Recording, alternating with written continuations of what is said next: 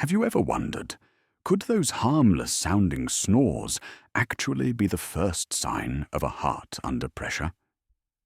Today, we'll dive into the very real and deeply thought-provoking story of George, 67 years old, to understand why an incomplete night's sleep can make blood pressure harder to control than ever. My name's George. I'm 67, retired, and living a quiet life with my wife in a small home down in Tucson, Arizona. Everything's going just fine. Except for one thing. My sleep. I snore. And not the soft kind of snore. It's loud. So loud that my wife has to wear headphones just to get through the night. She once told me I stopped breathing for a few seconds, then suddenly gasped for air. That really freaked me out. But that's not all. Lately I've been waking up in the middle of the night, suddenly and out of breath. Sometimes it feels like something's pressing on my chest. I wake up exhausted, foggy-headed, like my limbs are made of lead. I thought maybe it was just old age. But then I started checking my blood pressure in the morning, and it was higher than normal. I eat well, walk every day, take my medication on time, and yet my blood pressure keeps spiking. So I've started wondering, could my snoring be messing with my blood pressure? Or is there something more serious going on that I'm missing? I've heard about something called sleep apnea, but I'm not sure how serious it really is. Every time I ask my doctor, they just say, "Let's keep an eye on it." But I want to understand it better. Is it possible that my snoring is silently pushing my blood pressure up? George, thank you for being so open with your story. What you're going through is actually more common than you might think. A lot of folks your age experience something similar, but most don't realize how deeply our sleep is connected to our blood pressure. Let me break it down simply. When someone snores loudly, especially with moments where they stop breathing during sleep, that's something called sleep apnea. During these pauses in breathing, your blood oxygen levels suddenly drop, and the human body, being smart and protective, goes into emergency mode. It signals your heart to beat faster, tightens up your blood vessels, and raises your blood pressure to quickly deliver more oxygen to vital organs. Every time you stop breathing, your body actually wakes up a little to fix the problem, even if you don't remember it. And this cycle repeats itself over and over throughout the night. So while you think you're sleeping, your body is actually running a marathon. The heart is stressed, the blood vessels are tense, and your blood pressure never really gets to rest. What's more, each of those apnea episodes triggers the sympathetic nervous system, your body's built-in stress alarm. If that alarm is going off multiple times every night, your body ends up living in a state of chronic stress, even while you sleep. That's likely why your blood pressure is higher in the morning, even though you eat well, walk regularly, and take your meds. In short, you're doing everything right during the day.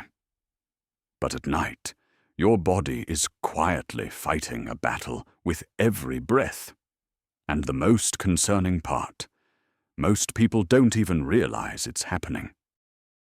George, if sleep apnea is left untreated over time, The consequences for your heart health, especially your blood pressure, can be quite serious. Let's put it this way. If your body is being deprived of oxygen and constantly jolted awake, sometimes hundreds of times in a single night, then sleep is no longer restful. It becomes a battle. You might spend 7 or 8 hours in bed, but still wake up exhausted, foggy-headed, and even with a morning headache. That kind of fatigue increases your risk of falls, loss of balance, or just not having enough energy to do basic tasks, like grocery shopping or driving safely. But the most dangerous consequence is this: consistently high blood pressure, especially in the early morning hours. And that's exactly when major cardiovascular events like strokes, heart attacks, or heart failure are most likely to occur. Research shows that people with sleep apnea are 2 to 3 times more likely to have uncontrolled high blood pressure, even when they're taking all their medications properly.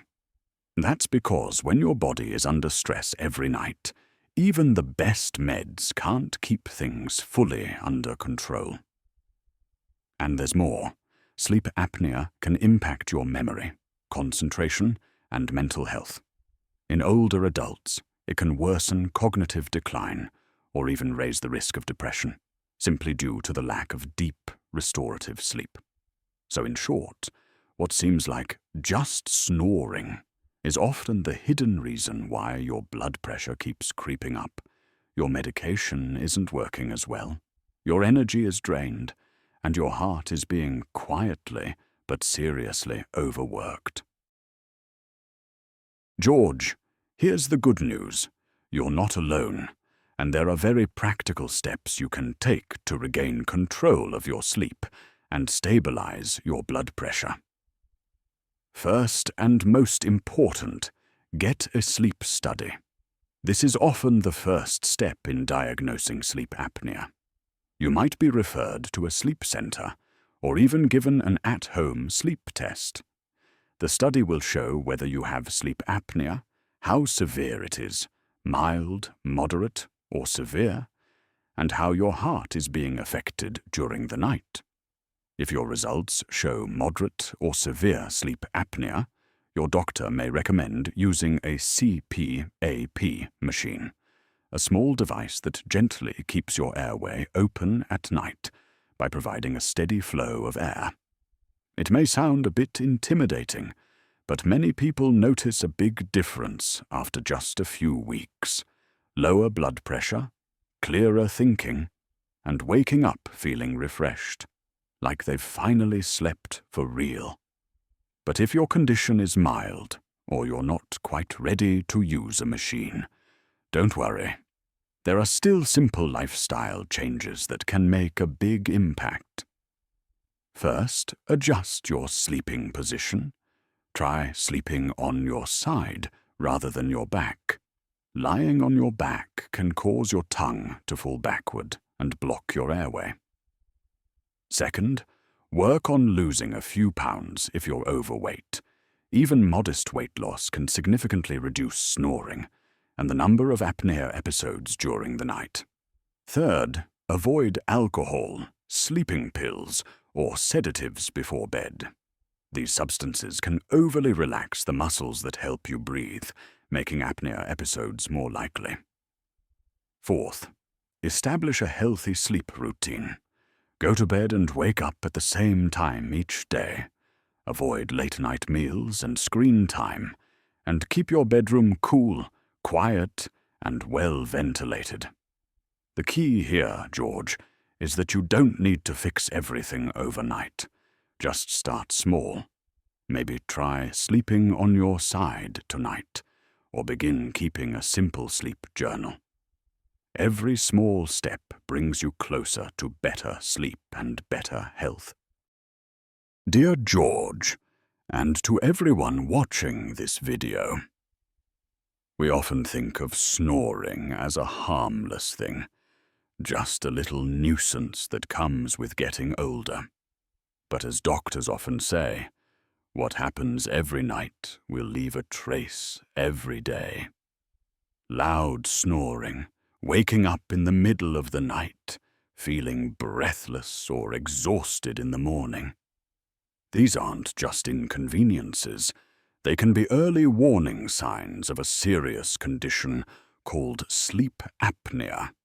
If we ignore it, we risk more than just poor sleep. We risk losing control of our blood pressure, our mental clarity, and potentially something even more precious, our health and independence. But if we pay attention, ask the right questions, and seek answers, sleep can become what it was meant to be, a gentle, healing, and safe part of life. 2 simple actions you can take today. Ask a loved one, "Have you noticed if I snore loudly or stop breathing while I sleep?" It's a small question, but it might just protect your heart. Start a sleep journal. Write down what time you went to bed, when you woke up, and how you felt in the morning.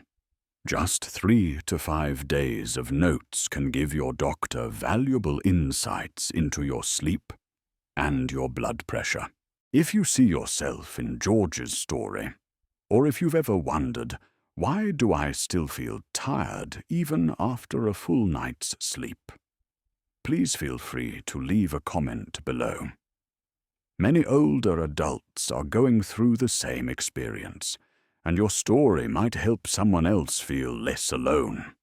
You're also welcome to ask a question, share your own situation, or offer feedback on this video.